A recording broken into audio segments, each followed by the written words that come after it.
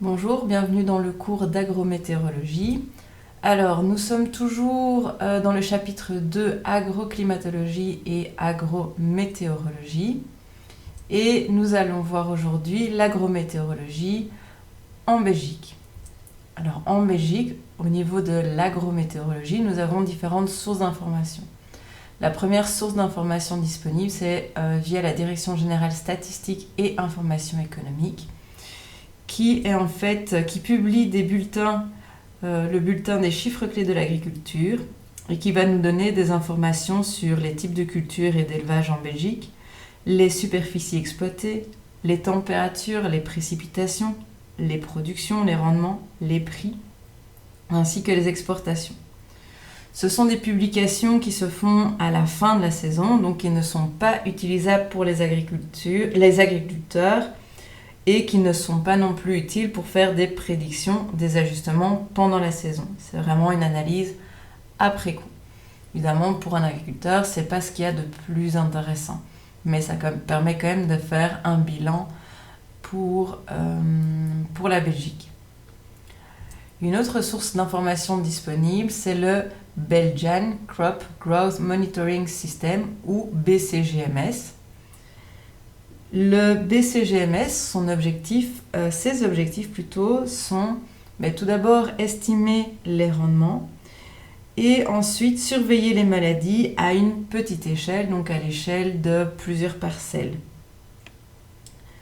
Pour ce faire, nous avons besoin de multiples informations.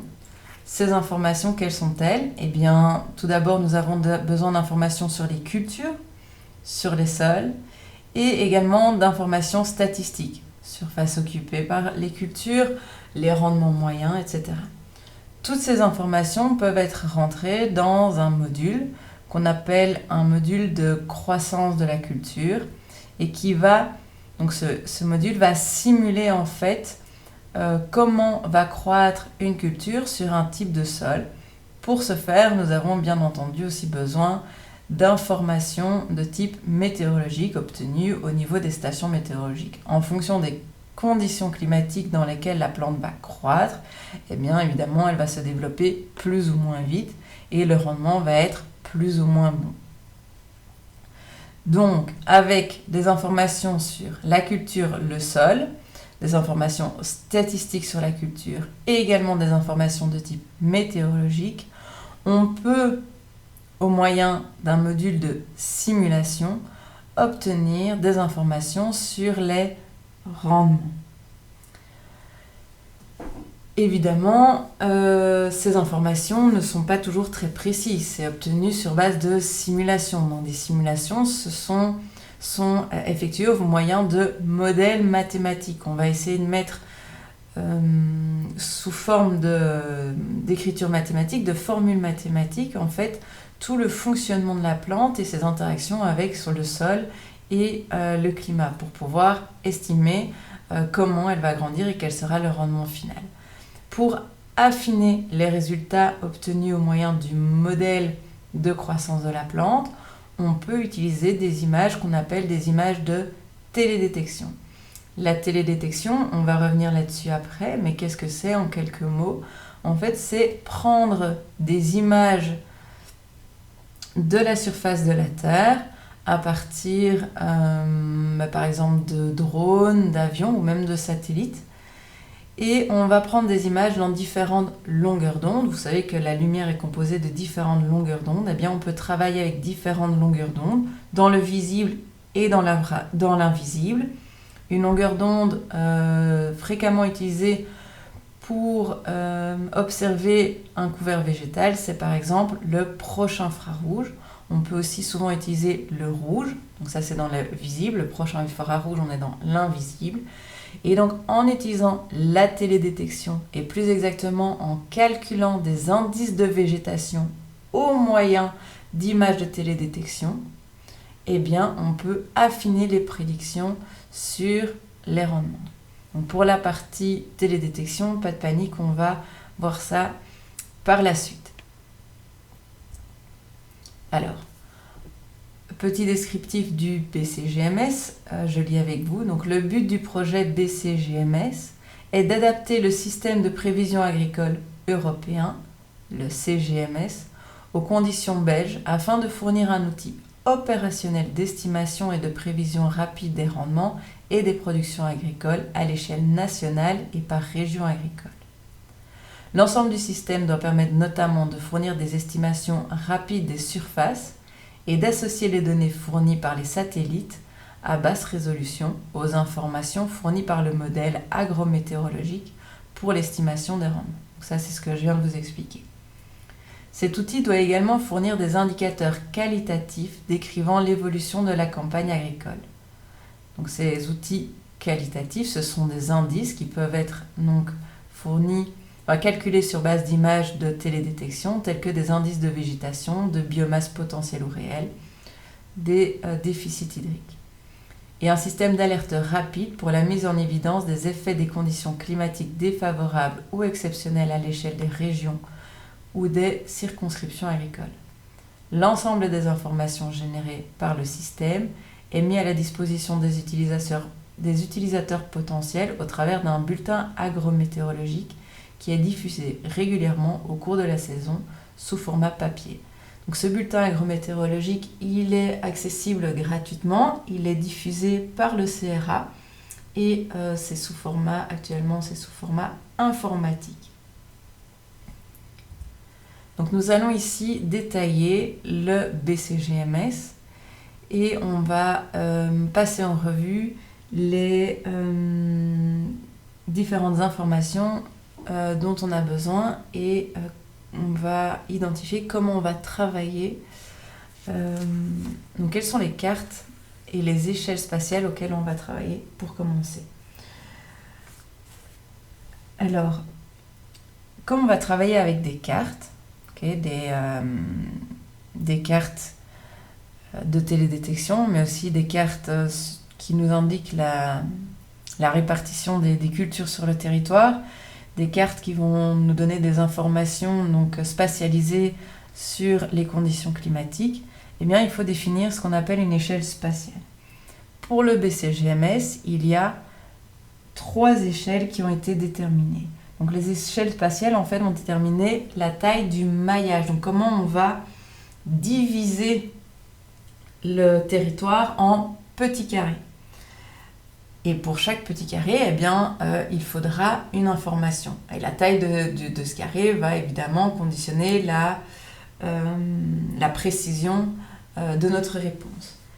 Donc on va travailler à 3 échelles. L'échelle du pays, l'échelle de ce qu'on appelle la circonscription et l'échelle de la région agriculturelle.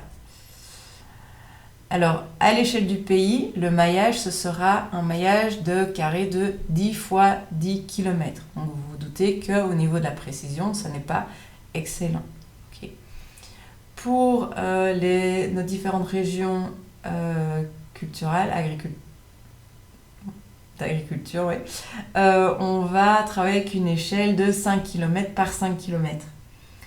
Et au niveau de la circonscription, on va travailler avec une échelle de 1 km par 1 km. Donc ça, c'est le niveau le plus petit. Donc c'est là qu'on aura le plus de précision.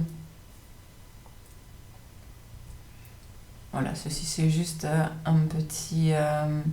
une petite comparaison entre qui montre les différences entre le programme CGMS à l'échelle européenne et le programme CGMS à l'échelle belge. Alors, au niveau de la précision, on voit bien que pour le CGMS européen, eh bien, la taille du maillage, donc chaque maille mesure 50 km x 50 km. Donc, vous vous doutez qu'on n'a pas une précision qui est excellente. Contrairement à ce qu'il fait à l'échelle de la Belgique, mais évidemment, on peut être plus précis. On a aussi une carte des sols qui est nettement plus précise. Ok. Vous voyez les 2 échelles, si vous les comparez, vous vous doutez que notre carte des sols est de très bonne qualité chez nous. Donc voilà. Donc ici, vous voyez juste les régions culturelles et à droite, ce qu'ils ont appelé les circonscriptions pour la Belgique. Donc ça, c'est les 2 des échelles pour lesquels on va avoir des sorties, donc des informations, donc avec 2 maillages différents. 10 x 10 pour, 5 x 5 pour les régions et 1 x 1 km pour ce qu'ils appellent les circonscriptions. C'est ce qui est indiqué ici, donc je lis avec vous. Le modèle BCGMS fournit des estimations de rendement par unité cartographique élémentaire qui sont obtenues en superposant dans un système d'information géographique la grille d'interpolation des données météorologiques. Alors 3 maillages, 10 x 10, 5 x 5 ou 1 x 1 km. Les limites administratives, communes, régions agricoles et les unités cartographiques élémentaires de la carte des sols. Compte tenu du grand nombre d'unités de simulation qui peuvent être générées, les informations produites par le système peuvent être agrégées pour construire de manière assez souple des cartes thématiques en fonction de la stratification géographique choisie par l'utilisateur. Cette fonctionnalité est exploitée dans le bulletin électronique qui est accessible à partir du serveur web.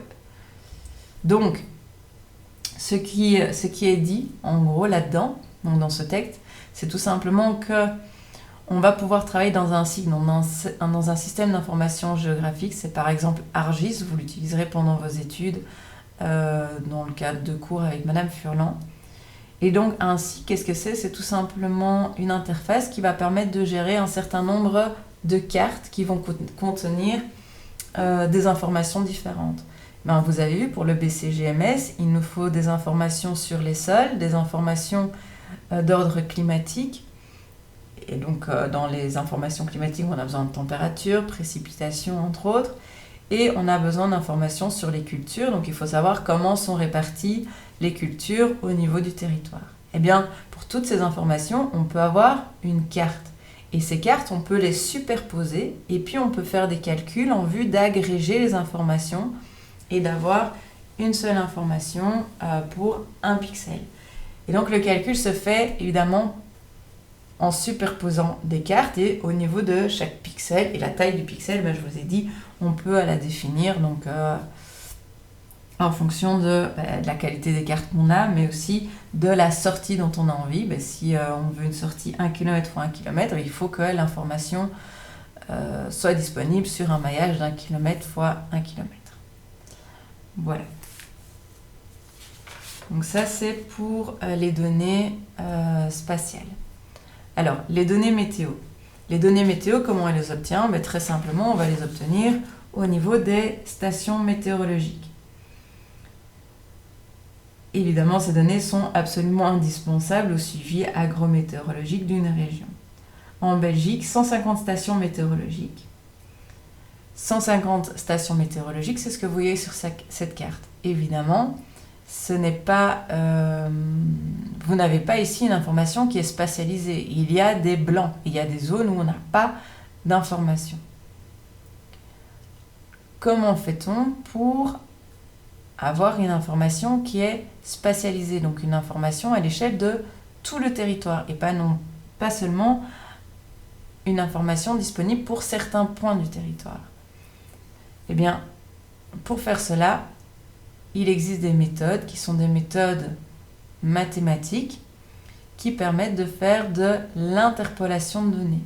Donc, qu'est-ce qu'on va faire ? On va prendre les informations au niveau des points, des informations qui sont connues, et puis on va utiliser des méthodes d'interpolation qui permettent en fait de générer des informations sur l'ensemble du territoire et de se dire, tiens, au point où je ne connais pas l'information, je vais chercher l'information des stations qui sont autour et je vais faire une interpolation de ces données pour connaître, évidemment avec une précision qui va dépendre de la proximité des autres stations et aussi un peu de la topographie, on va pouvoir donc obtenir une information ici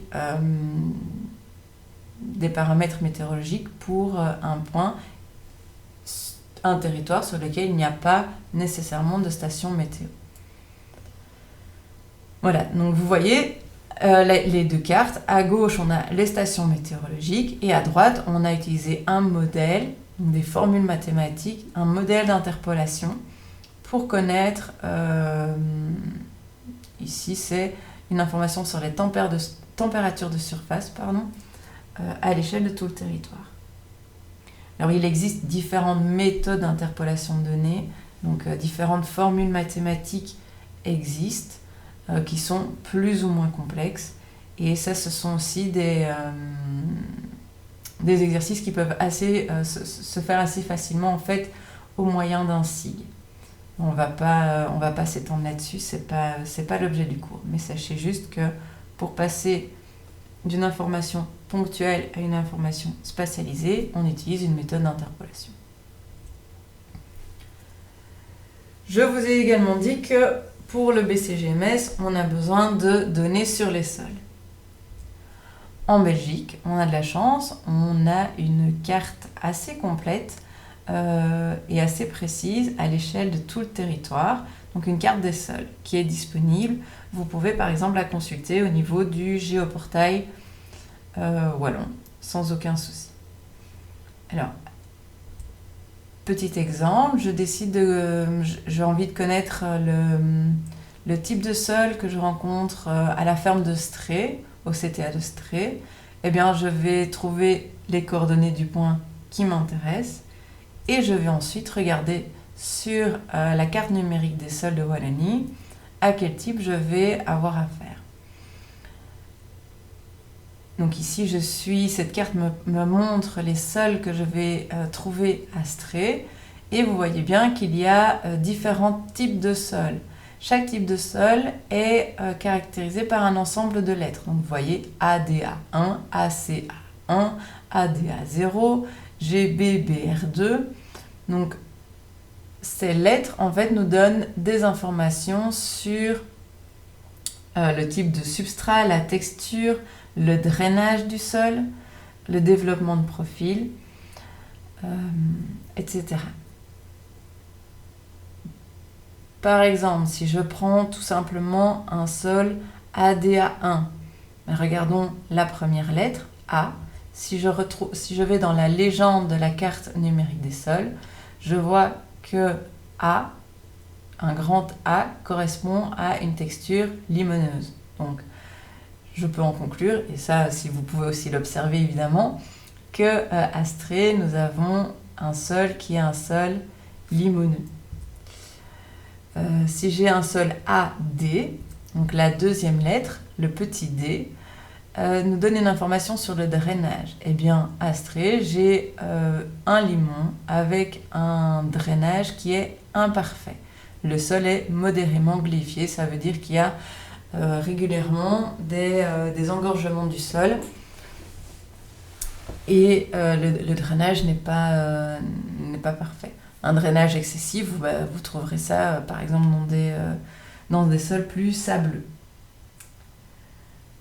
Voilà.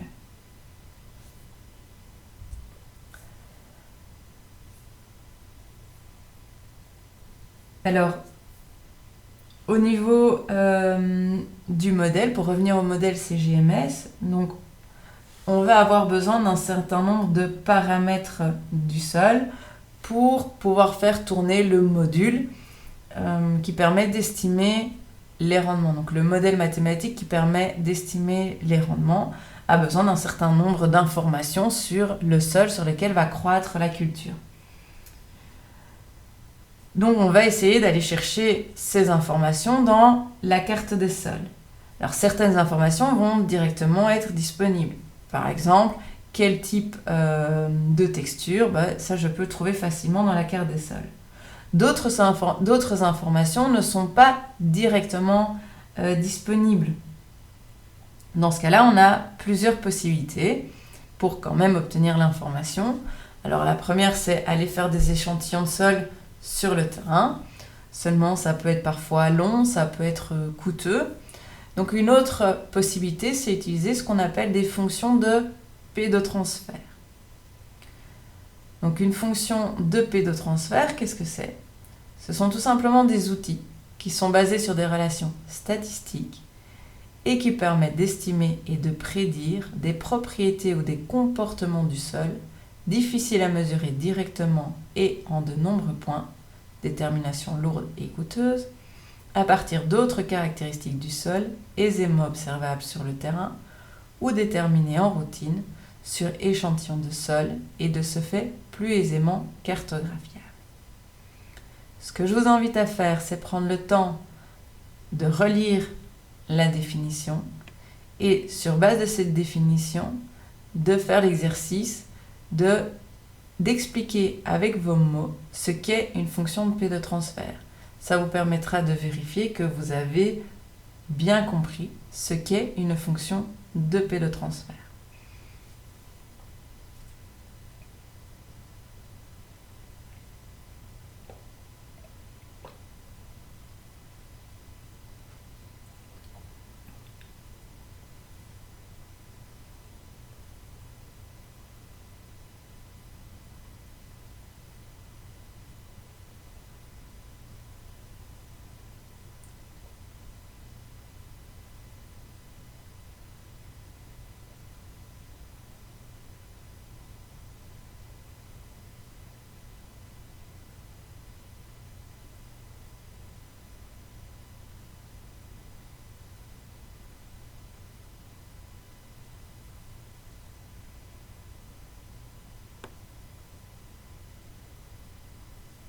Voilà, je suppose que l'exercice est terminé. S'il n'est pas terminé, je vous invite à faire une pause dans la vidéo. Donc, une fonction de pédotransfert, qu'est-ce que c'est? C'est tout simplement une équation dans laquelle on va faire entrer des informations qui sont facilement obtenues au moyen de la carte des sols et qui permettent de trouver une nouvelle information sur le sol qui, lui, est non disponible sur la carte des sols et dont la détermination serait relativement coûteuse ou prendrait du temps si on devait la faire en laboratoire. Pour rendre ce concept un peu plus concret, voici un exemple. Donc ici, ce sont des chercheurs qui ont établi une équation de pédotransfert. Et l'objectif ici, c'est d'identifier quelle est la réserve en eau utile d'un sol. Et pour ce faire, ils ont utilisé des informations sur la teneur en sable grossier et la teneur en sable fin d'un sol. Alors juste un petit rappel sur la réserve en eau utile. La réserve en eau utile d'un sol, c'est la réserve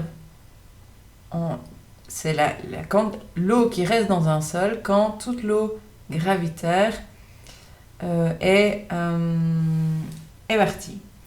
Donc on va vite voir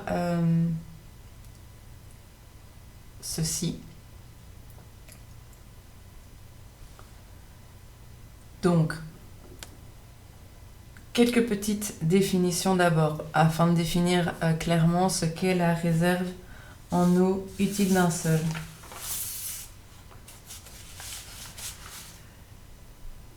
Alors, la teneur en eau à saturation, c'est quand dans votre sol, la totalité des pores du sol vont être occupés par de l'eau. Il vient de pleuvoir, votre sol est saturé en eau, vous avez une teneur en eau à saturation. La teneur en eau a la capacité de rétention. C'est l'humidité qu'on va observer dans le sol au moment où toute l'eau gravitaire est partie. Donc il a arrêté de pleuvoir, l'eau s'est infiltrée, l'eau gravitaire est sortie des pores, l'eau qui reste est celle qui est retenue par le sol. Okay. Le point de flétrissement permanent. Donc on atteint le point de flétrissement permanent quand l'humidité du sol, c'est l'humidité du sol au moment où la force de succion des plantes égale la force de rétention de l'eau par le sol. Ça veut dire qu'en fait, vos plantes vont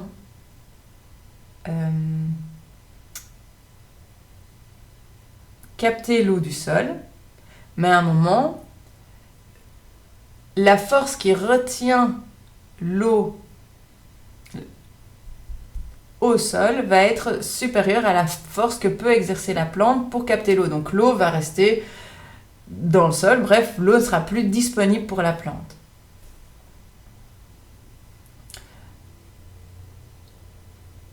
Le taux d'hygroscopicité, donc l'eau du sol est en équilibre avec la vapeur d'eau présente dans l'air du sol. Et le point de flétrissement temporaire, c'est l'humidité du sol lorsque les végétaux présentent des symptômes de flétrissement passager en période de forte demande évaporative. Donc ça veut dire que les plantes vont commencer à avoir du mal à pomper l'eau qui est dans le sol et donc elles vont commencer à tout doucement se flétrir si vraiment il y a beaucoup de soleil, qu'elles ont besoin de beaucoup d'eau. Schématiquement, qu'est-ce que ça donne? Eh bien, vous voyez ici l'eau gravitaire, la réserve en eau facilement utilisable qui est entre la teneur en eau à la capacité de rétention et le point de flétrissement temporaire. La réserve en eau utile, c'est entre la teneur en eau à ce qu'on appelle la capacité au champ ou capacité de rétention, c'est la même chose, et le point de flétrissement permanent. D'accord?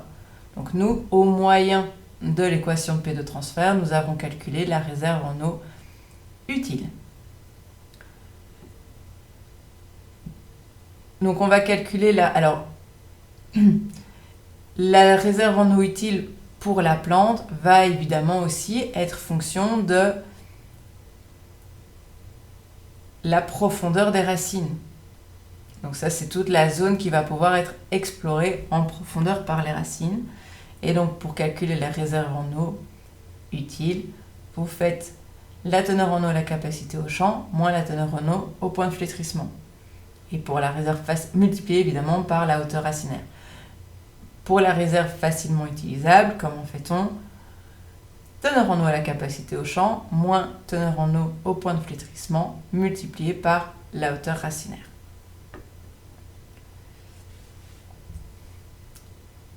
Donc, ici, c'est représenté graphiquement la réserve en eau utile entre le point de flétrissement et la capacité au champ. Et la réserve facilement utilisable entre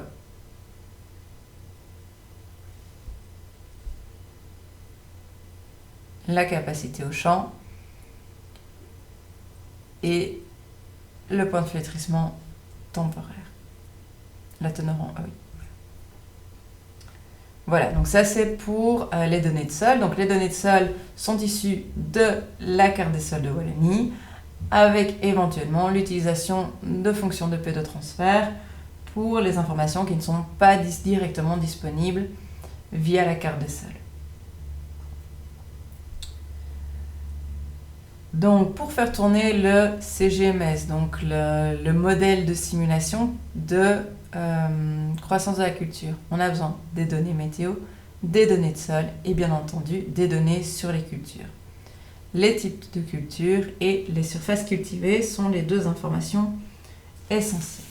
Alors, le BCGMS n'étudie pas toutes les cultures. Ce sont les 7 cultures majeures qui sont étudiées, à savoir le froment d'hiver, l'orge d'hiver, le maïs, le colza, les pommes de terre, la betterave et les prairies permanentes.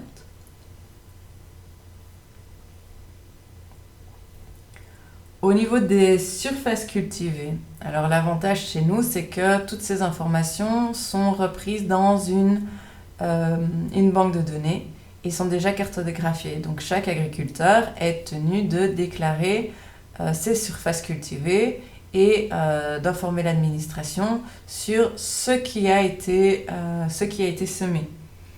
Donc ces informations sont directement disponibles, aussi bien le type de culture que les surfaces cultivées. À l'échelle européenne, ce système n'existe pas nécessairement dans tous les pays. Donc, c'est également possible de d'identifier quelles sont les cultures en place sur telle ou telle parcelle en utilisant des images de télédétection. Donc ça, on le verra plus tard. dans le cours, quand je vous parlerai de télédétection, on verra en détail, mais en somme, vous pouvez au moyen d'images de télédétection, identifier les cultures qui ont été implantées au niveau d'une parcelle. Alors évidemment, une seule image ne suffit pas, il faut utiliser une succession d'images afin de savoir ce qui a été emblémé. Donc c'est ce qui est noté sur cette slide, je vous la lis. Donc le système de prévision européen a mis sur pied un processus d'inventaire régional à l'échelle européenne, chargé d'évaluer les surfaces cultivées à l'aide d'images issues de la télédétection haute résolution. En Belgique, le module d'estimation des surfaces a été remplacé par les informations du CIGEC, renseignant l'occupation des terres pour chaque culture. Les services du CIGEC, système intégré de gestion et de contrôle, sont chargés d'encoder les déclarations que les agriculteurs rentrent au ministère de l'Agriculture pour obtenir des primes par culture. Le parcellaire agricole est ainsi disponible en format numérique pour l'ensemble du territoire. Il fournit une information précise sur l'occupation des terres de chaque agriculteur introduisant une demande. Cette source d'information constitue une des originalités du système BCGMS. Voilà. Donc ces informations sont disponibles, elles sont disponibles à la demande également dans le cas éventuellement de différents travaux. Et voilà, ici vous avez une idée du parcellaire. Pour quelle région? Aucune idée. Mais donc voilà le type de couche qu'on peut intégrer dans un SIG. Voilà. Alors il faut également, donc, par rapport aux cultures, on va aussi s'intéresser aux données statistiques. Des données qui sont intéressantes lorsqu'on fait l'estimation des rendements, c'est par exemple quels sont les rendements moyens à l'échelle de notre territoire pour telle ou telle culture.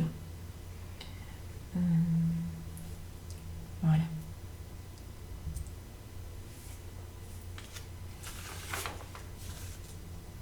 Quelques informations maintenant sur le modèle qui est utilisé. Donc comme je vous ai dit, avec les informations météo sur les sols et sur les cultures, plus les informations d'ordre statistique, on a toutes ces informations sous forme de carte, d'accord, dont on a défini l'échelle en fonction de la sortie qu'on veut, de la précision dont on a envie. Évidemment, plus les pixels sont plus petits, plus le temps de calcul est long. Donc c'est parfois intéressant aussi d'avoir des pixels qui sont plus grands, de travailler avec 10 km x 10 km plutôt que 1 km x 1 km, mais ça va limiter sensiblement la durée du calcul. Bref. Donc je connais mon échelle, je connais spatial, je connais mes données, je connais mes données météo, mes données sur les sols, mes données sur la culture.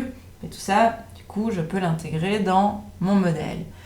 Le modèle qui est utilisé dans le cadre du BCGMS, le modèle mathématique qui va simuler la croissance de la plante, eh bien, c'est le modèle WOFOST.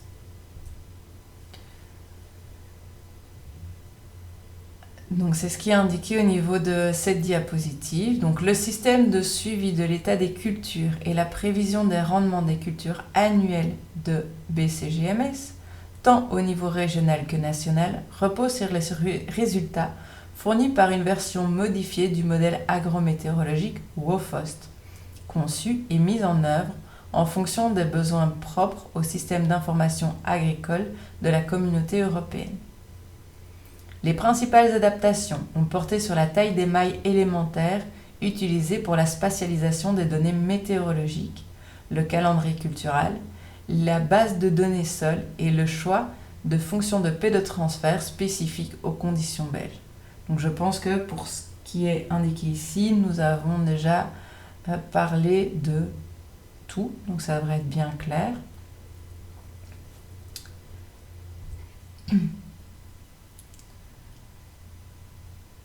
Alors, en plus du modèle, comme je vous ai dit, on peut affiner les informations en faisant un suivi des cultures. Comment se fait le suivi des cultures? Alors, on pourrait très bien faire un suivi des cultures tout simplement en circulant à pied, en voiture, sur le territoire et aller voir les cultures dans les champs. Maintenant, ça prend du temps, de l'énergie et nous avons un système qui est, je ne vais pas dire plus simple, mais s'il est en routine plus rapide, c'est l'observation via satellite de la Terre. À partir des informations satellites, je vous ai dit, on va regarder la Terre à partir d'en haut et on va calculer des indices. Alors les indices, c'est NDVI, FAPAR. On peut faire des estimations de la production cumulée de biomasse. D'accord ? Et avec ces indices, avec ces informations, on va pouvoir affiner en fait les résultats obtenus au moyen du modèle.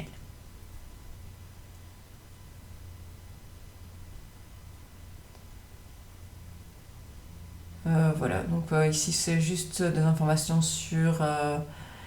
donc certaines images satellites sont en fait tout à fait sont disponibles et gratuites. Donc vous pouvez les télécharger à votre guise si ça vous intéresse. Alors voici ici une image satellite superposée à une carte de la Terre. Donc vous voyez ici qu'on a calculé un indice. Ici c'est l'indice FAPAR. Mais on ne va pas en parler ici parce que sinon on va s'écarter de l'objectif qui est juste d'expliquer le BCGMS. Mais voilà, donc ici c'est des indices qui nous donnent une information sur la quantité de biomasse produite au niveau de la surface de la Terre à partir d'images satellites prises dans différentes longueurs d'onde. Si vous retenez ça, c'est suffisant. Donc un indice c'est par exemple le FAPAR, un autre indice c'est le NDVI, okay, qui va aussi nous donner une information sur la biomasse qu'on va trouver au niveau du sol. Cet indice NDVI, on reviendra plus tard là-dessus quand on travaillera sur la télédétection, donc dans le chapitre qui suit.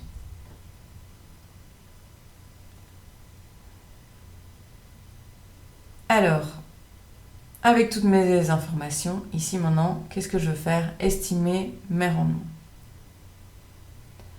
Comment est-ce que je le fais ? Eh bien, je vais utiliser mon modèle. Je vais d'abord avoir une fonction qu'on appelle une fonction de tendance technologique. Donc le modèle WOFOST, basé sur des processus physiologiques végétaux, ne prend pas en compte tous les paramètres qui influencent la production agricole. En particulier, l'évolution du niveau des intrants, engrais, pesticides, le développement de la technicité et de la compétence du monde agricole, sa faculté d'adaptation aux nouvelles techniques et politiques agricoles qui ne sont pas repris parmi les paramètres à calibrer. Une telle information n'est en effet pas disponible de façon suffisamment rapide pour assurer le suivi des cultures et la prévision des rendements au niveau régional et national. Pour suppléer à ce manque d'informations, une fonction de tendance technologique a été déterminée par culture, par région et par circonscription agricole sur base d'une série chronologique des rendements de l'INS portant sur une période de 30 ans. Cette fonction technologique est calculée indépendamment des autres composantes du système.